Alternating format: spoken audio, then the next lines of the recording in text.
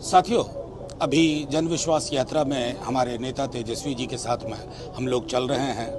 भागलपुर से जमुई पहुंचने के क्रम में एक खबर आती है कि हमारी एक विधायिका को बीजेपी पटका पहनाती है और स्पीकर साहब जगह भी अलॉट कर देते हैं। तो वो एक लहर जो हमने देखा 20 तारीख से, जिसका अंदाज़ा शायद हमारे भाजपा के धन्ना सेठों को भी है और गुजराती थैली के मनोविज्ञान को भी है कि उस थैली का इस्तेमाल करके वो कुछ भी कर सकते हैं। तो जाहिर तौर पर राजद ने हजारों विधायक अपने जन्म काल से पैदा किए हैं। जिसके साथ जन समर्थन होता है ना, वो धन्ना सेठों की थैली के गुलाम बन गए विधायकों की चिंता नहीं करता है। जन समर्थन जो मिल रहा है तेजस्वी जी को, वो इतना अभूतपूर्व है जिससे नींद उड़ी हुई है जदयू की, और खास तौर पर दिल्ली से लेके गुजरात से लेके बिहार के बीजेपी नेताओं की।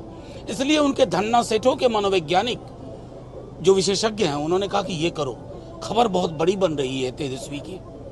और माननीय स्पीकर साहब सब कुछ देख रहे हैं। हम तो जाएंगे स्पीकर साहब के पास, गुहार लगाएंगे। ये ओपन एंड शट केस है एंटी डिफेक्शन लॉ का।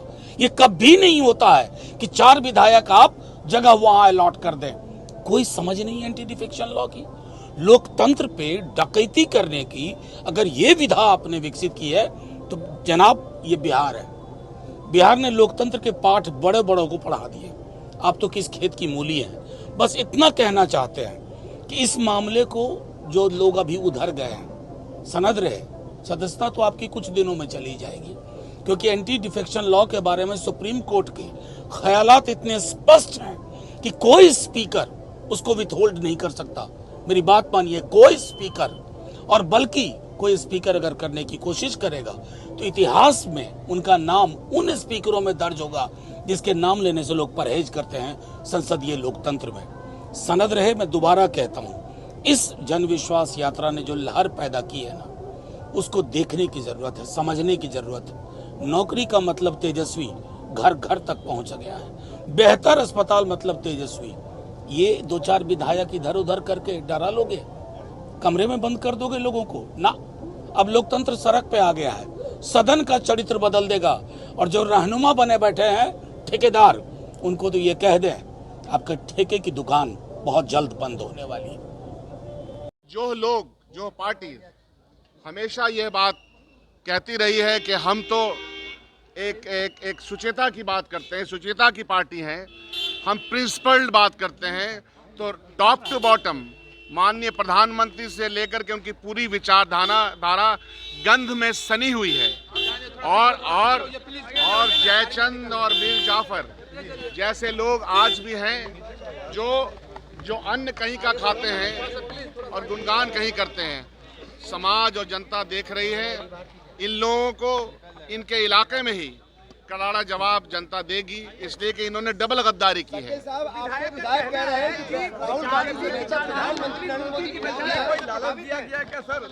अब लालच है, प्रलोभन है, क्या है, नहीं है, ये सब लोग ये तो भारतीय जनता पार्टी को पता होगा, फहरिस्त उन्होंने बनाई होगी। मैं तो ये देख रहा हूँ कि जो भी उनकी शिकायत है, वो शिकायत का कोई मतलब नहीं है। मैं तो खुद उनसे मिलता रहा हूँ। इसमें तो एक साहब हमारे साथ वहाँ भी गए थे। तो आप सब जानते हैं कि प्रलोभन का और गद्दारी की कोई सीमा होती नहीं है। हमें तो कभी किसी ने कोई शिकायत बताई नहीं। हर रोज हमारे साथ एक्शन निकाले जाएंगे ये लोग। पार्टी से, पार्टी में रहने का क्या औचित्य बनता है? कांग्रेस पार्टी गद्दारों को पार्टी से निकालती है और इनके क्षेत्र में इनके खिलाफ महासंग्राम होगा।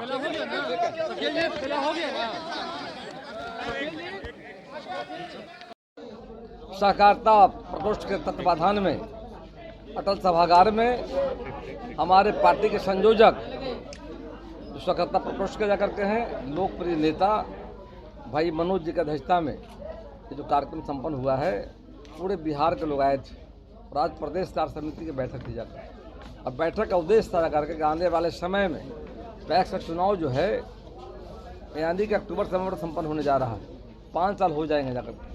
उसके लिए अनवरत ऑनलाइन सदस्यता अभियान हमारा जाकर के है।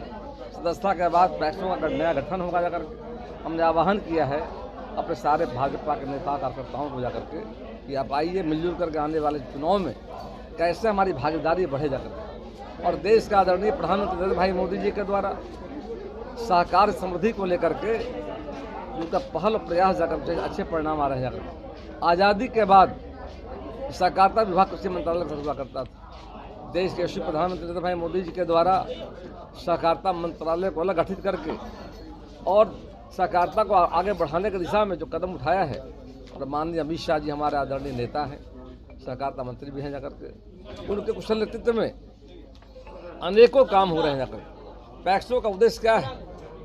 जिस देश की ग्रामीण अर्थव्यवस्था का रीढ़ कृषि हमारा जाकर, किसानों को बेहतर सुविधा प्रदान करना जाकर, किसानों को समय पर धान की प्राप्ति जाकर के हो, गेहूं की प्राप्ति जाकर के हो, उन फसलों में जो MSP रेट भारत सरकार तय करती है, न्यूनतम समर्थन मूल्य उसको हम लागू करते हैं, किसानों को सुविधा होती जाकर के। उसी तरह से अब भारत सरकार के द्वारा माननीय प्रधानमंत्री ने पहली बार पैक्सों को अधिकार दिया है प्रधानमंत्री कृषि समृद्धि योजना केंद्र का स्थापना करने का।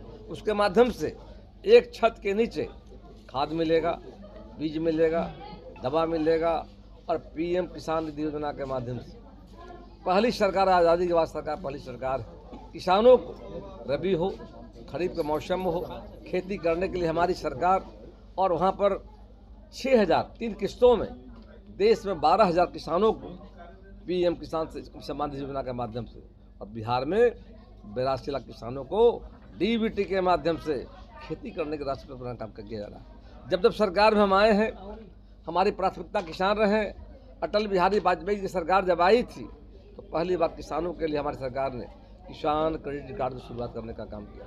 अभी हमारी सरकार ने माननीय प्रधानमंत्री जी के पहल पर, आदरणीय अमित शाह जी की पहल पर, किसानों के लिए सभी पैक्सों में चरणबद्ध तरीके से जन औषधि केंद्र खोलने का निर्णय लिया गया है, ताकि कम दामों पर जेनेरिक दवाएं किसानों को उपलब्ध हो, गाँव के लोगों को उपलब्ध होने का काम किया करता। उसी तरह से हमारी सरकार ने जो पैक्स हमारे हैं, पैक्स मतलब वहाँ पर ऑफलाइन में सारा काम हो रहा है देश के लेवल पर, और बिहार में भी हम लोगों ने प्रक्रिया शुरू कर दिया है, और आने वाले समय में पैक्स हो जाएगा, सारा ऑनलाइन हो जाएगा, सारा दिखेगा पैक्स कौन सा काम किए जा रहे हैं, पारदर्शिता दिखेगा जाकर के। और बिहार की सरकार के द्वारा पैक्सों के लिए मैं देख रहा हूँ कि सरकार कृषि रोड पर लाने का भी काम किया जाकर, उसके अच्छे परिणाम आए हैं।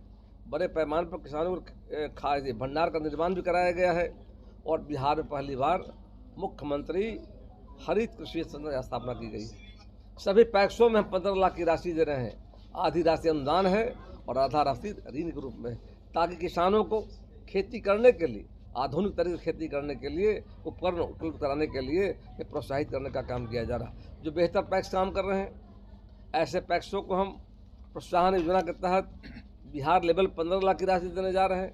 3 स्तर का है पैक्सों, कहीं पर 3 लाख, 2 लाख, 1 लाख का है। तो इस तरह से प्रोत्साहित करने जो अच्छा पैक्स काम कर रहे हैं, इस सरकार की हमारी योजना जा करके है। और उसी तरह से हम कर रहे हैं क्या, कंप्यूटराइज करने से फ़ायदा क्या होगा, जीतेंगे।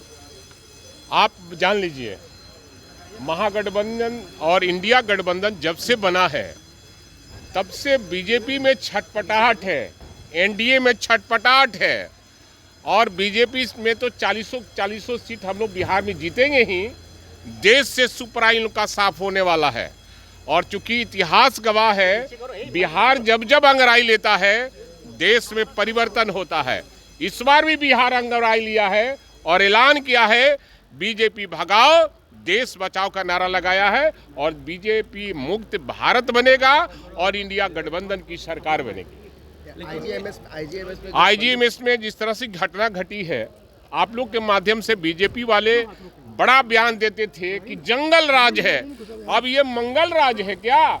जिस राज में डॉक्टर सुरक्षित नहीं है, नर्स सुरक्षित नहीं है, और हॉस्पिटल सुरक्षित नहीं, जो सरकारी हॉस्पिटल है, और उसमें बीजेपी के नेता बंदूक लेकर, रिवॉल्वर लेकर लहरा रहे हैं, और डॉक्टर डर से भाग रहे हैं। जब 3 थाना का 4 थाने का पुलिस गया है, तब जाकर वो पकड़ में आया है। यही है शासन एनडीए का। और माननीय मुख्यमंत्री से मैं चाहूंगा कि आपको सदन में बयान देना चाहिए कि आपका शासन चल रहा है कि कुशासन चल रहा है कि महाजंगल राज है। अरे तो मैं यही कह रहा हूँ ना कि बीजेपी बड़का मुंह फाड़ फाड़ के बोलती थी जब हम लोग सरकार में थे कि महाजंगल राज है, तो आज कौन सा जंगल राज है? आज तो महाजंगल राज है ना। इसलिए निश्चित रूप से मैं मांग करता हूं, वैसे जो किसी पार्टी से संबंधित है वो बीजेपी से के पदाधिकारी हैं, और बीजेपी के शासन में अगर सोच लीजिए आज पूर्ण रूपेण शासन नहीं है तो यह हाल है। अगर वो अगर शासन हो जाएगा तो क्या हाल होगा? सबके घर में घुसकर मारने का काम करेगा और प्रताड़ित करने का काम करेगा। के आवाज पर ईडी का छापा पड़ा। उससे कोई फर्क नहीं पड़ता, ईडी का सावत छापा पड़ते रहता है। ये सब तो देखिए, क्षमता परीक्षा जो हो रहा है, हम लोगों ने सदन में भी मांग किया था, आपके माध्यम से भी मांग किया था कि एक फॉर्मेलिटी पूरा कीजिए। लोग 15-15 साल से शिक्षक हैं और वो जो दे रहा है वो बीपीएससी टाइप का परीक्षा दे रहा है। ये घोर आपत्तिजनक बात है। उनको हल्का फुल्का परीक्षा लेकर उनको वो देना चाहिए। ठीक है। सर, आईजीएमएस में जिस तरह से बीजेपी नेता तरफ से जो पिस्टल लहराया गया है, कहा जाता था कि अब तो उनसे पूछिए, बीजेपी के नेताओं से और माननीय मुख्यमंत्री से पूछिए कि जंगल राज कौन का कहलाता है, उसका उदाहरण क्या है जंगल राज का? ये महाजंगल राज है जहां बीजेपी के नेता पिस्तौल और बंदूक लेकर लहरा रहे हैं, डॉक्टरों को धमका रहे हैं और गाली भद्दी गालियां दे रहे हैं। यही राज है बीजेपी का सुशासन, तथा कथित सुशासन का। माननीय मुख्यमंत्री को इस पर बयान देना चाहिए कि आईजीएमएस जैसे जगह में डॉक्टर सुरक्षित नहीं है। जो डॉक्टर सुरक्षित नहीं होगा वो मरीजों का क्या इलाज कराएगा? यही शासन है, ये प्रचार तंत्र है इनका, और महाजंगल राज है बिहार में, और देखने को मिला है, आपने देखा है। बीजेपी के केंद्रीय नेताओं का लगातार दौरा जो है वो सुनिश्चित हो गया। कल राजनाथ सिंह आ रहे हैं। अरे यहाँ राजनाथ बाबू आवे, मोदी जी आवे, चाहे अमित शाह आवे, यहाँ की जनता ने, यहाँ की ये समाजवादियों का गर रहा है, यहाँ की जनता ने करवट लिया है और कह दिया है कि बीजेपी भगाओ, देश बचाओ। आपको मैं बता रहा हूँ सारे लोगों को कि हमारी बात जो है वो सच निकलती है, और इस बार बीजेपी मुक्त भारत बनेगा और इंडिया गठबंधन की सरकार बनेगी। ईडी की छापेमारी हो रही लगातार। अरे अब ईडी करे चाहे सीडी करे, सीबीआई करे, उससे कोई प्रभाव पड़ने वाला नहीं। जनता है, पब्लिक है, सब जानती है।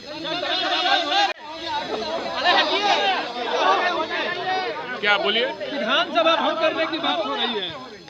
अब सवाल है कि माननीय मुख्यमंत्री विधान परिषद के सदस्य हैं, विधान परिषद के सदस्य हैं, उनको चिंता नहीं है। उनको चिंता है कि दोबारा फिर मुख्यमंत्री कैसे बने, रिकॉर्ड बनाना चाहते हैं। बिहार के लिए तो कुछ करना नहीं है, और न जनता के विषय में, न बेरोजगारों को रोजगार देने के लिए विषय में सोचना है।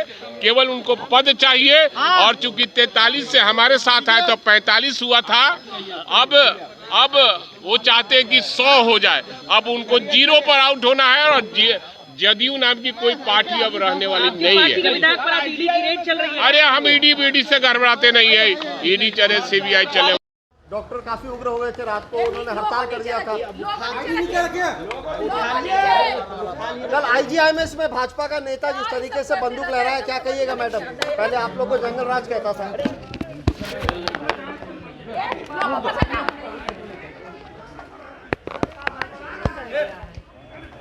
जंगल पार्टी है, गुंडा पार्टी है, गुंडा पार्टी है, देश के जलाने वाला पार्टी है। भाजपा नहीं रह गया, गुंडा का राज आ गया है। गुंडा तो रहेगा करेगा, पहले भी हुआ था, बीजेपी के लोग लहराता था, आज भी हो रहा है। आप लोग को पहले जंगल होता है, मर्डर, अपहरण, बलात्कार हो रहा है पूरा बिहार में, क्यों नहीं सुधार रहे हैं? कहते हैं कि जंगल राज है, यही का मंगल राज्य हो रहा है। ऐसा पूरा बिहार में हो रहा है, सो पूरा बीजेपी के मुख्यमंत्री जी इसे जंगल राज नहीं कहा जा सकता। बीजेपी कहता है कि इसे जंगल राज नहीं कह सकते हैं। क्या है? एक ही को कौन लगा हुआ है? क्या है? गुंडा राज है ना। अरे गोपाल मंडल भी तो रिवॉल्वर लेके घूम रहा है बीजेपी में। गोपाल मंडल नहीं घूम रहा है, गुंडा उतरा हुआ है।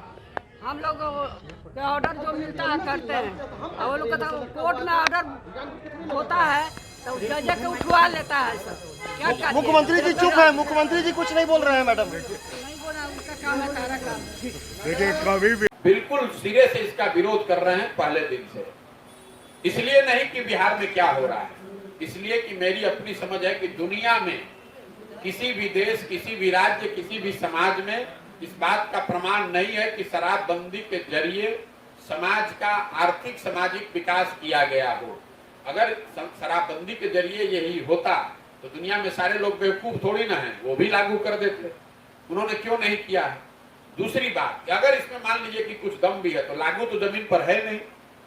शराबबंदी में तो सिर्फ शराब की दुकान बंद हुई, होम डिलीवरी तो हो ही रहा है। तीसरी बात, ये पूरा शराब माफिया आपने खड़ा कर दिया। बिहार में लोगों का, बिहार सरकार के गरीब लोगों का 20,000 करोड़ रुपया का प्रत्यक्ष और अपरोक्ष रूप से नुकसान हो रहा है साल का।